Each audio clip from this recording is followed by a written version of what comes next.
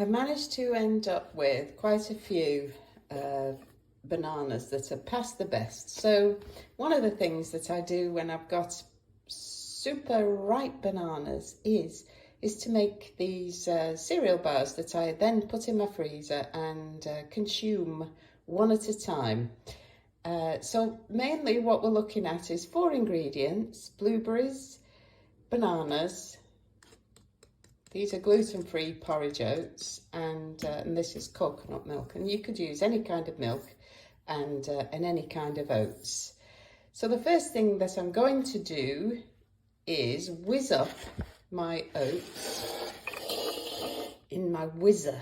I love the technical term whizzer, and so one thing that I inherited when I lived in America was the cup. And I absolutely love this for baking and cooking in general.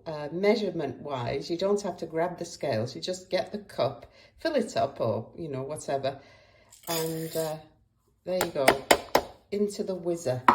1 cup of porridge oats into the whizzer. Here's the whizzer. And I'm up before everybody else, which is usually the case, and so the whizzer might just be waking them up now at this point. Anyway, oats into the bowl. And I whiz those up first because the dry ingredients then means that I can still use the whizzer for the wet ingredients, which is the bananas and a little bit of the milk. I cook all the time from scratch, and actually my recipes usually involve varied amounts of ingredients, which is just, in my mind, that just means that every time it's slightly different, so you can't possibly get bored under those circumstances, can you?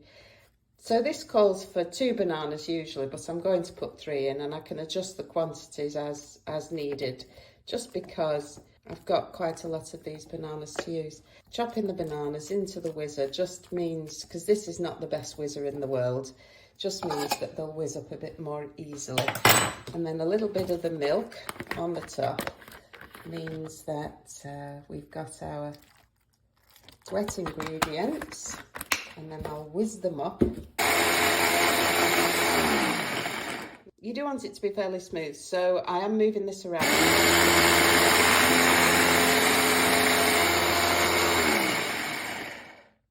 Okay, we'll call it a day at that.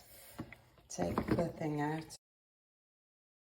So the other ingredient was another cup of oats. Another cup of oats. So we'll add our wet ingredients, and there you go, pour them on. So it's 2 cups of oats. It kind of depends on the size of your bananas, really. 2, or in this case, I've got 3 bananas,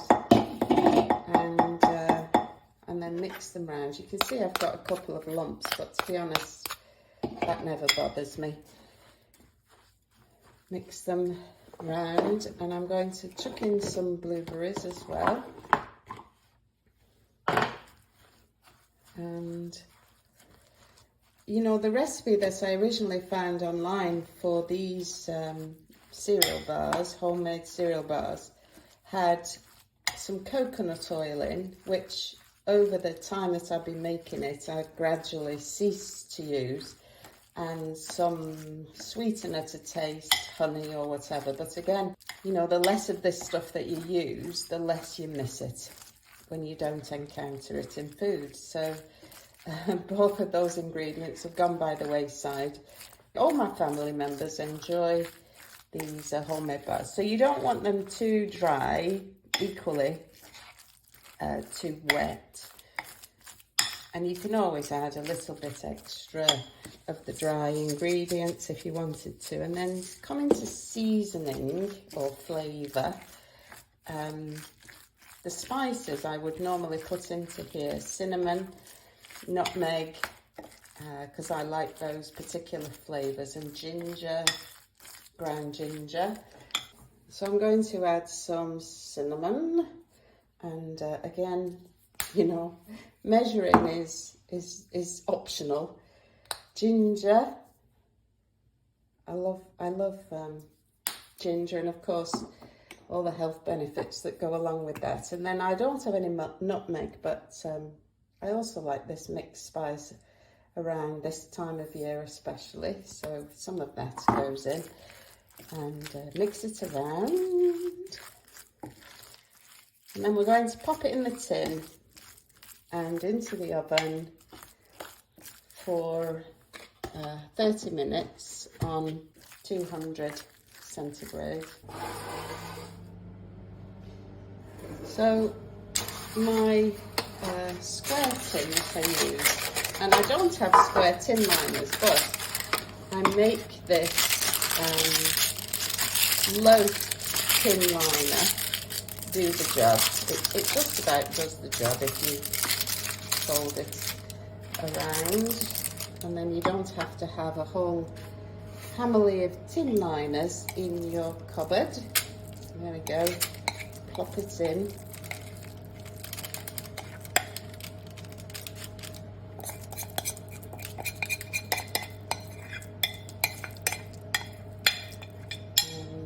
And then just flatten it out with the back of the spoon.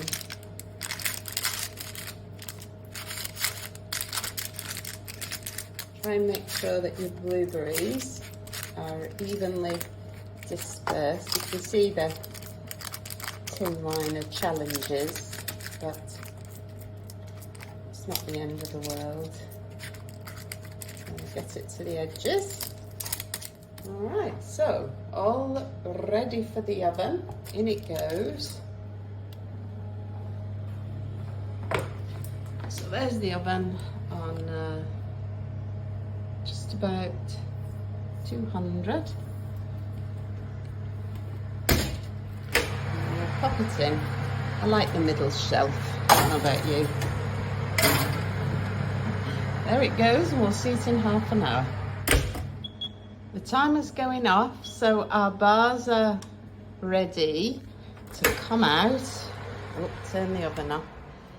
That's it. I'm going to leave these to cool on the side, and that looks lovely, doesn't it? So the bars are all cooled and ready to cut, and I cut it into 8 bars. And I topped it with things that, if you have things lying around in your tin on the side and you find that you cannot resist returning to the tin, then a great way is to freeze things individually and then unfreeze them when you are ready. And that just takes 30 seconds in the microwave. So into the freezer bag they go, and they'll be ready when I want a healthy carbohydrate snack. I hope you enjoy them. Let me know.